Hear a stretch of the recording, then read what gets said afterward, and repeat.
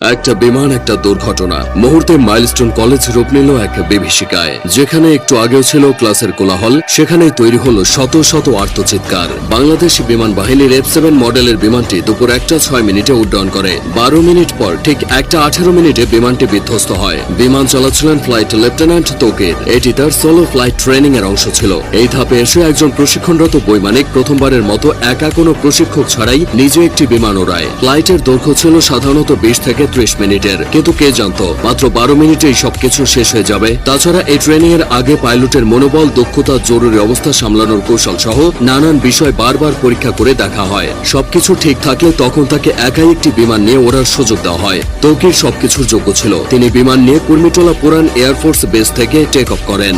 এরপর উত্তরা, দিয়াবাড়ি, বাড্ডা, হাতিরঝিল ও রামপুরার ওপর উঠতে থাকেন। তবে কয়েক মিনিটের মধ্যে কিছু সমস্যা দেখা যায়। সঙ্গে সঙ্গে তৌকির কন্ট্রোল রুমে রিপোর্ট করে জানায় যে তার বিমান আকাশে ভাসছে না, মনে হচ্ছে বিমান নিচের দিকে পড়ে যাচ্ছে। কন্ট্রোল রুম থেকে তাকে জানানো হয় তিনি যেন ইজেক্ট করেন তথা বের হয়ে আসেন। বিমান যখন নিয়ন্ত্রণের বাইরে চলে যায় তখন পাইলট নিজেকে বিমানের বাইরে বের করে আনেন প্যারাশুট সহ। এটিই ইজেক্ট, কিন্তু কোনো এক অজানা কারণে তা সম্ভব হয়নি। এদিকে কন্ট্রোল রুমের সাথে পাইলটের যোগাযোগ বিচ্ছিন্ন হয়ে যায়। তার ঠিক 1 থেকে 1.5 মিনিটের মধ্যেই বিমানটি নিয়ন্ত্রণ হারিয়ে উত্তরা মাইলস্টোন স্কুলে বিধ্বস্ত হয়। মূলত স্কুলের আবাসিক ভবনে বিমানটি আছড়ে পড়ে। ভবনটির নাম হায়দার হল। হলের পুরো অংশ ধসে গেছে। বিমানের বড় অংশটা ক্যাম্পাসের মাঝের ফাঁকা অংশে পড়েছিল। বিমানটি একটু পরে আছড়ে পড়লে হয়তো হতাহতের পরিমাণটা কিছুটা কমতো, কারণ ক্লাস শেষের ঠিক পরের সময় বিমানটি আছড়ে পড়েছে। বহু ছেলে মেয়ে ক্লাস শেষে বের হয়ে চলে যেত। যে ভবনে বিমান বাহিনীর প্রশিক্ষণ বিমানটি বিধ্বস্ত হয়েছে সেটি দোতলা ছিল। ক্যান্টিনের পাশেই ওই ভবনটি। ওই ভবনে 2টি তলা মিলিয়ে মোট 16টি ক্লাসরুম আছে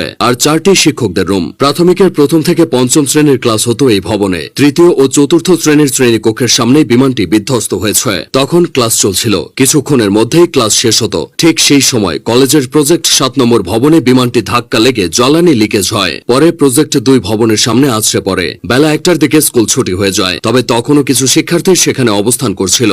তারাই সবচেয়ে ক্ষতিগ্রস্ত হয়েছে। অনেক অভিভাবক বাইরে থেকে দাঁড়িয়ে শুধু দুর্দশা দেখেছে, কিছুই করার ছিল না। দুর্ঘটনা যা ঘটার তা ঘটে গেলেও কিছু প্রশ্ন থেকে গেছে।